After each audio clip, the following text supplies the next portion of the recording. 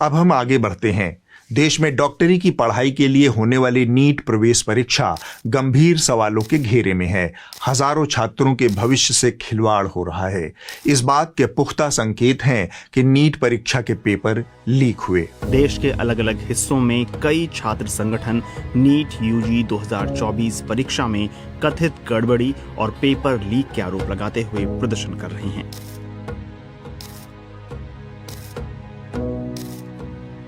लेकिन तमाम तथ्यों को नजरअंदाज करते हुए नए नवेले एचआरडी मंत्री धर्मेंद्र प्रधान ने कहा कि परीक्षा का पेपर लीक नहीं हुआ है। पेपर लीक की हमारे पास कोई जानकारी नहीं है।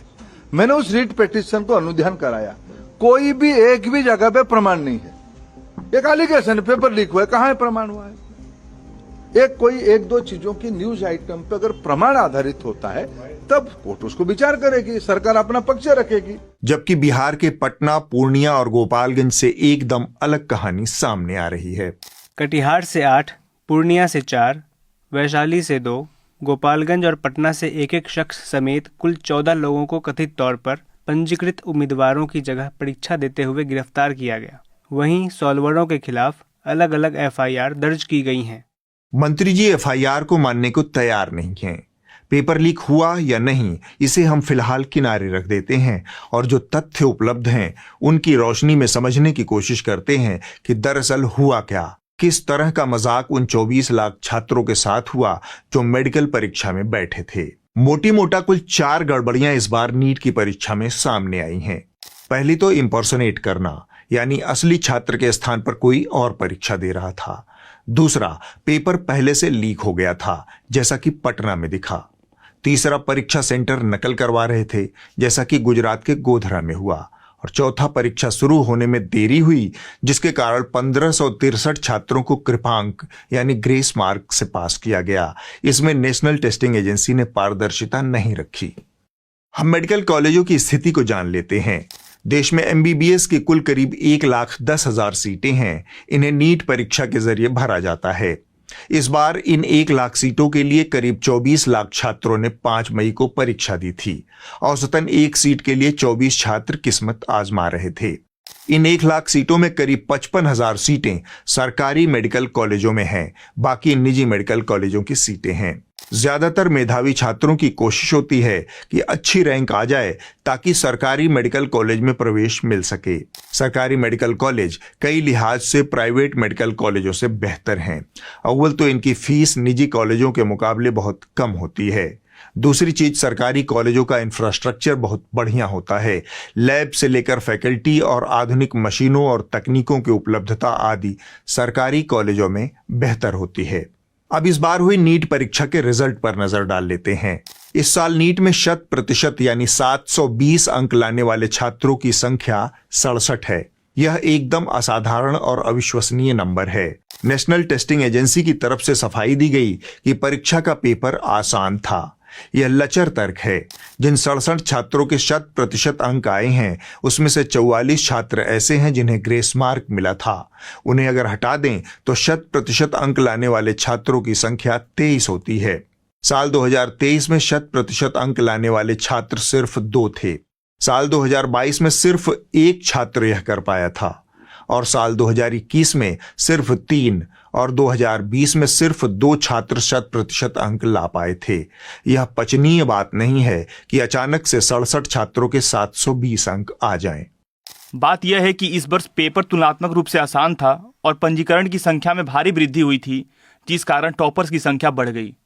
अब छात्रों के नजरिए से इस स्थिति का आकलन करते हैं। एम्स इस देश का सबसे टॉप मेडिकल कॉलेज है। वहां पर एमबीबीएस के कुल 56 सीटें हैं। अब अगर टॉपर यानी एक ही नंबर पर 67 छात्र हैं तो आप अपने टॉपर्स को भी सबसे अच्छे मेडिकल कॉलेज में एडमिशन नहीं दे सकते। कितने शर्म की बात है। थोड़ा और आंकड़ों पर नजर डालेंगे तो शर्म बढ़ती जाएगी। इस साल 715 अंक लाने वाले छात्रों की संख्या 225 है, जबकि पिछले साल सिर्फ 4 छात्र इस संख्या तक पहुंचे थे। 710 अंक लाने वाले इस साल 407 छात्र हैं, जबकि पिछले साल सिर्फ 27 छात्रों के 710 अंक आए थे। इस साल 705 अंक लाने वाले छात्रों की संख्या 542 है, जबकि पिछले साल सिर्फ 94 छात्र यहां तक पहुंचे थे। क्या ये आंकड़े ये भरोसा पैदा करते हैं कि सब कुछ ठीक है और नीट की परीक्षा ईमानदारी से हुई है? कुछ और भी बातें हैं जिनसे नेशनल टेस्टिंग एजेंसी की कार्यप्रणाली पर सवाल उठता है। मसलन 1563 छात्रों को चुपके से इस बात के लिए ग्रेस मार्क दिया गया कि उनकी परीक्षा देर से शुरू हुई थी। यह किसको किस आधार पर दिया गया, इसमें कोई पारदर्शिता नहीं बरती गई। सुप्रीम कोर्ट के हस्तक्षेप के बाद जब विवाद बढ़ गया, तब एनटीए ने घोषणा की कि 1563 छात्रों की फिर से परीक्षा होगी या फिर वो बिना ग्रेस मार्क के अपनी रैंकिंग को स्वीकार करें। 1563 छात्रों के जो ग्रेस मार्क्स उन्हें दिए गए थे वो रद्द कर दिए गए हैं। जी हां, और अब इन छात्रों को 2 विकल्प दिए गए हैं, या तो दोबारा एग्जाम दें या फिर बिना ग्रेस मार्क्स के जो उनके नंबर बनते हैं उनके आधार पर वो काउंसलिंग में शामिल हों। पटना में क्या हुआ? पटना के शास्त्री नगर इलाके में स्थित डीएवी स्कूल में नीट परीक्षा का सेंटर था। पुलिस ने 5 मई को परीक्षा के बाद इस सेंटर पर परीक्षा देने वाले आयुष नाम के एक छात्र को हिरासत में लिया। पूछताछ में उसने कबूल किया कि उसे परीक्षा से पहले ही प्रश्न पत्र उपलब्ध हो गया था। पटना के एक हॉस्टल में आयुष और उसके जैसे 25 और छात्रों को एग्जाम पेपर और आंसर उपलब्ध करवाए गए थे। एग्जाम से पहले वाली रात को इन तमाम छात्रों को यह आंसर रटवाए गए थे। अगले दिन नीट के एग्जाम में 100% वही सवाल आए जिन्हें रटवाया गया था। इसके लिए एक एक छात्र से 20-20 लाख रुपए लिए गए थे। बिहार पुलिस ने अब तक इस केस में 19 लोगों को गिरफ्तार किया है। पटना पुलिस ने छात्रों की निशानदेही पर उस हॉस्टल पर रेड की तो वहां पर कुछ जले हुए कागज मिले। पुलिस को शक है कि यह कागज नीट का वही लीक्ड प्रश्न पत्र हो सकता है। इसके लिए पटना पुलिस की आर्थिक अपराध शाखा ने एनटीए से ओरिजिनल प्रश्न पत्र मांगा है ताकि उसकी फॉरेंसिक जांच करवाई जा सके, मगर एनटीए की तरफ से अभी तक प्रश्न पत्र उपलब्ध नहीं करवाया गया। गोधरा में क्या हुआ? गुजरात के गोधरा कस्बे में एक स्कूल के प्रिंसिपल और शिक्षक सहित 5 लोगों को नीट परीक्षा पास कराने के लिए रिश्वत लेने के आरोप में गिरफ्तार किया गया है।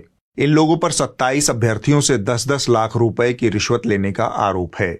9 मई को दर्ज एफआईआर के मुताबिक इस मामले का पर्दाफाश गोधरा के एक स्कूल में हुआ, जिसे नीट यूजी के लिए परीक्षा केंद्र बनाया गया था। कुछ लोग मेडिकल कॉलेज में प्रवेश के लिए गलत काम कर रहे थे। इसके बाद परीक्षा में शामिल होने वाले अभ्यर्थियों को हिरासत में लिया गया। गिरफ्तार लोगों में स्कूल के प्रिंसिपल, बड़ोदरा के शिक्षा सलाहकार और उनके सहयोगी शामिल हैं।